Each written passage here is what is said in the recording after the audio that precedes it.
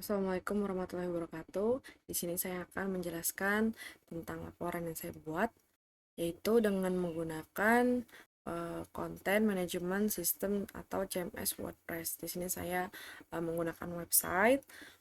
Di sini dibuat oleh saya sendiri, Cornelia Septi Anita, NIM saya 411231034, Teknik Informatika, yang dimana dosen pengampu saya adalah Pak Boy Yuliadi, STMKOM. Yang pertama, di sini ada objek web pengujian. Objek web yang digunakan dalam pengujian keamanan jaringan komputer ini adalah sebuah website yang menggunakan Content Management System atau CMS WordPress. Yang pertama, jenis websitenya website berbasis WordPress, lalu ada versi CMS-nya WordPress 6.9, lingkungan pengujiannya website publik. Alasan pemilihan objek di mana website WordPress ini dipilih karena menggunakan CMS yang paling banyak digunakan dan memiliki berbagai potensi kerentanan keamanan bila tidak dikonfigurasi dan diperbaharui dengan baik. Hal ini menjadikan WordPress sebagai objek yang relevan untuk dilakukan pengujian keamanan jaringan.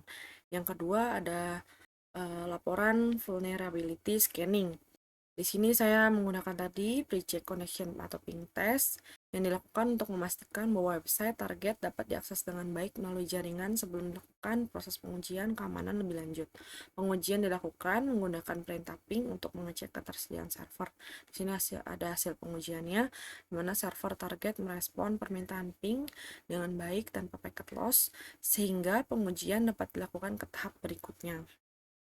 Lalu di sini ada passive reconnaissance, yaitu dilakukan tanpa interaksi langsung dengan server target. Tahap ini bertujuan untuk mengumpulkan informasi awal yang tersedia secara publik, di mana informasi yang diperoleh meliputi alamat server IP, alamat IP server, lalu ada informasi domain atau voice record, lalu ada network voice recordnya. Informasi ini juga digunakan untuk memahami karakteristik dasar sistem target tanpa mengganggu layanan website, dan passive recognize dilakukan tanpa interaksi langsung dengan server target. Nah, di sini ada DNS recordnya, ke record nih ada udira.ac.id, terus juga ada class type, datanya, time to live-nya. Terus juga di sini ada banyak juga untuk semuanya juga ada. Lalu ada address lookup-nya yang tadi itu ada canonical name-nya udira.ac.id. Di sini juga ada address-nya. Lalu ada domain voice record-nya, ada domain name-nya, registry domain ID, terus juga ada register voice server, terus juga ada register URL-nya. Lalu ada network voice record, yang dimana ada net range-nya, ada CIDR, net name, net handle, parent, net type, dan lain-lainnya. Terus juga di sini saya menggunakan passive reconnaissance CMS WordPress versi WordPress-nya 6.9. Nah, di sini ada cek web Webalizer-nya. Nah, sini juga ada WordPress. Terus ada ketahuan nih programming language-nya, ada PHP, analytics-nya Cloudflare, Browser Insight, CDN-nya, Base-nya, database-nya pakai apa, security, SEO-nya juga ketahuan. Nah, di sini saya mencantumkan untuk referensi CVE-nya. Lalu ada active reconnaissance scanning-nya, di mana dilakukan untuk berinteraksi langsung dengan server target menggunakan tool pemindaian. Pemindaian port dengan Nmap. Pemindaian dilakukan untuk mengetahui port dan layanan yang terbuka pada server. Hasilnya ditemukan beberapa port yang terbuka yang dapat diakses dari jaringan publik. Port ini juga berpotensi menjadi titik masuk serangan apabila tidak dikonfigurasi dengan aman. Lalu ada pemindaian web server dengan Nikto. Nah, digunakan untuk mendeteksi konfigurasi web server yang lemah serta informasi server yang tidak terekspos. Tadi yang sudah saya jelaskan. Di sini ada untuk Nmap-nya. Dan hasilnya ditemukan beberapa potensi kelemahan konfigurasi web server yang dapat dimanfaatkan untuk pengumpulan informasi oleh pihak tidak berwenang.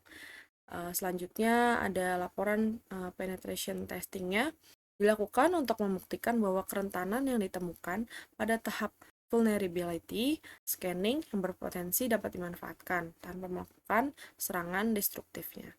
Terus juga di sini ada ditemukan user enumeration-nya.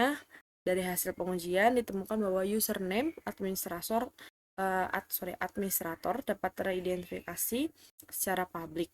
Kondisi ini juga menunjukkan bahwa adanya user enumeration-nya yang dapat dimanfaatkan untuk melakukan serangan lanjutan. Nah, di sini ada adminnya juga terlihat ya.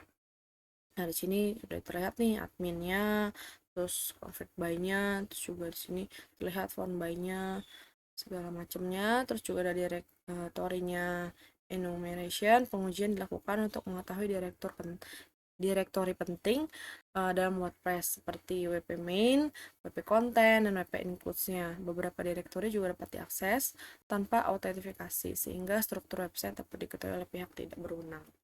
Lalu ada pengujian SQL-nya. Pengujian SQL juga dilakukan menggunakan tool SQL Map. Nah, tidak berhasil menemukan parameter yang dapat dieksploitasi, sehingga terdeteksi adanya mekanisme proteksi seperti filtering input dan kemungkinan web application firewall atau WAF-nya yang memblokir permintaan yang dicurigakan.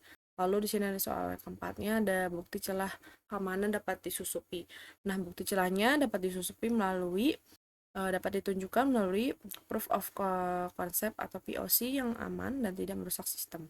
Di antara lain, yang pertama ada versi WordPress dapat diketahui secara publik, lalu ada username administrator dapat teridentifikasi, lalu ada struktur directory website juga dapat diakses. Untuk pengujian SQL injection, menunjukkan adanya mekanisme proteksi, lalu mengonfirmasi adanya proteksi risiko secara terbuka berdasarkan CVE-nya. Nah, di sini muncul untuk dira.ac.id, terus juga sini passwordnya juga banyak ya, main banyak. Berdasarkan hasil tersebut dapat disimpulkan bahwa website memiliki potensi celah keamanan yang dapat dimanfaatkan apabila tidak dilakukan pengamanan yang lebih lanjut.